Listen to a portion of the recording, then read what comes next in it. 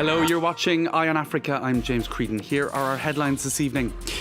Senior officials of state companies in Cameroon are accused of accepting bribes from the Swiss-based mining giant Glencore. The company is embroiled in scandals from the US to Brazil to West Africa. We'll bring you more on what the opposition is saying in Cameroon.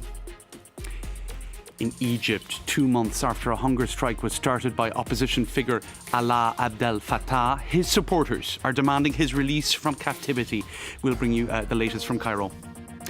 And the traditional Libyan ceramics are not finding markets like they used to, but some potters are taking to social media in the hope of connecting their creations with new customers. Thank you for watching. Now, opposition leaders in Cameroon are mounting pressures on authorities to investigate high-profile government officials who allegedly are implicated in a corruption scandal. That scandal involves Glencore Group.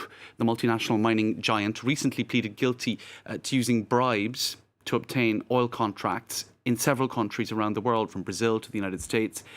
And the consequences are now also being felt in Cameroon. Opposition voices are saying there must be consequences. Here's more from Claudia Tsono in Yaoundé. Cameroon's opposition leaders are mounting pressure on authorities to investigate high-profile government officials allegedly implicated in a corruption scandal involving the Glencore Group.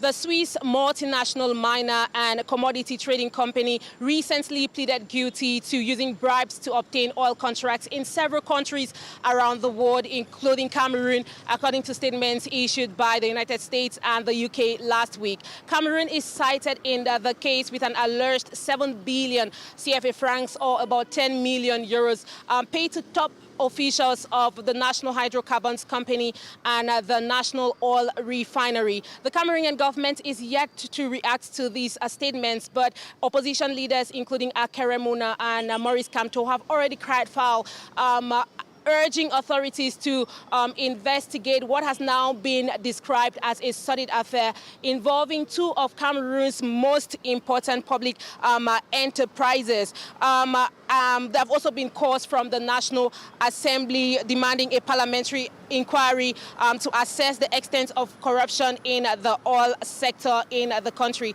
The Cameroonian government is yet to react to these calls, but more calls are expected to come in the days ahead. That was Claudia Tsono there. Now, 24 civilians have been killed and around 60 others wounded in an attack by separatist gunmen in the troubled southwest region of Cameroon. Separatists attacked the village of Obonyi-Il in the Anglophone region near the border with Nigeria. The toll is one of the bloodiest in the nearly 5-year-old conflict, pitching armed militants against government forces in the breakaway region. Also today in Cameroon, troops have freed a kidnapped senator from President Paul Biya's ruling party, as well as several other hostages. They retrieved those hostages in a raid in the northwest region. This is also an English-speaking region seeking independence from mainly francophone Cameroon. Elizabeth Regine Mundi was kidnapped with her driver on the 30th of April in Bamenda. South Africa's government on Tuesday outlined new measures to curb steeply rising domestic fuel prices. The aim is to ease pressure on consumers as previous relief measures were due to expire since the Ukraine war and its knock-on effects sent oil prices soaring. Governments around the world have been considering subsidies. The new steps by South Africa include the extension of a 1.5 rand per litre cut in the general fuel levy that was originally announced in March until early July, to be replaced by a 75-cent per litre reduction from early July until early August. Now, today, Tuesday, marked 60 days since the Egyptian opposition figure Alaa Abdel Fattah began a hunger strike. The icon of the 2011 revolution has spent 8 years behind bars and was recently moved to a supposedly model prison, having been subject to degrading treatment in the notorious Torah prison, which is well renowned to be the worst in Egypt. His supporters continue to demand his release. Edouard Dropsy reports from Cairo with the English version by Matthew Thompson. Alaa Abdel Fattah has been in prison since 2014 for his political beliefs. Aside from a short period of freedom in 2019, since then, his mother has only seen him behind bars. She keeps his letters carefully. Aside from the visits, this is the most important thing at all. For years he had to sleep on the floor. He wasn't able to exercise or write. And even if his prison conditions have recently improved, he's weak from the hunger strike. Even if I'd wanted to to discuss any or say I'm afraid or whatever, how can you do that in these conditions? You just simply have to support him, and I do support him. I know that if he's freed, he can pick up his life. Mohammed Anwar el-Sadat, the nephew of the former president, is in charge of mediation between political prisoners and the Egyptian authorities. He wants to believe the regime is softening, as it announced a national dialogue with the opposition a few months ago. Again, I believe that when the president called for this national dialogue and when he launched this national strategy for human rights, this is a kind of admission from the government, from the regime, that time have come that they will have to ease the situation. In a country that has at least 60,000 political prisoners, the situation is far from being resolved. For this human rights activist, one of the few left in Egypt, the regime has to send out a strong signal if it wants to live up to its ambitions. Freeing Allah would send a message to everyone that we are starting a new chapter. If they don't free him, people won't believe it. Alaa Abdel Fattah now has the support of the United Kingdom, having just obtained British citizenship, but his chances of freedom remain slim.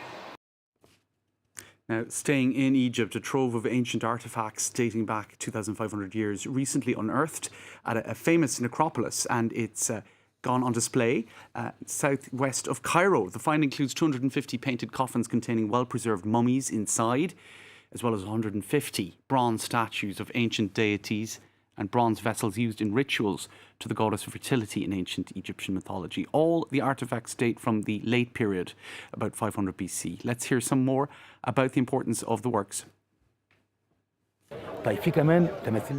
There are also two bronze mourning statues. Those two statues are amazing. Once we found them, we were really scared, because even the sound of our breathing made the layers move a bit. It was really scary and also challenging. The Libyan city of Garian, sculpted, has a reputation for ceramics generations ago. The delicately crafted pottery is not selling as it used to, partly due to war and its instability in Libya in recent years. Some potters, though, are trying to find new markets online for their age-old craft. Let's take a look. An ancestral skill which is now under threat. In Garian, in northwestern Libya, also known as the capital of pottery, this has long been the pride and joy of the town. The ochre earth drawn from the neighbouring Jebel Musa massif is transformed into clay before being shaped into a dish, pot or jug. This is part of our identity. We are very attached to it because it represents the identity of Libya. But since the 1980s, this craft has been in constant decline as it has not kept up with modernisation, and today is severely lacking in manpower. Because of the lack of handicraft schools, there is no new generation learning how to do the craft, so we have to rely on the elder ones, who with age will also stop. With an ageing workforce and increasingly tough foreign competition, as well as products imported at a lower cost from Turkey and China, it is difficult to be competitive in a country which has been in the grip of chaos since the fall of the Gaddafi regime in 2011. The banking system is archaic and the foreign exchange regulations very protectionist, not to mention the logistical problems. Despite everything, some people still have faith in Garian pottery and are banking on online sales to save it. We tried to facilitate the transportation of pottery to Libyans living abroad, to Britain, Germany, the US and Canada at first, and it was a great success. Then we started to solve the problems related to packaging. We don't have good quality materials, so we invested in packaging machines.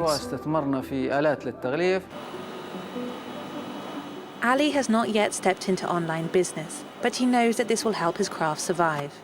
While waiting for his turn to be equipped to ship his pottery, he continues to mould his pieces and decorate them with natural pigments, as he has done for 25 years, and as his father did before him. That's it for this edition of Eye on Africa. Thanks for watching. Do stay tuned.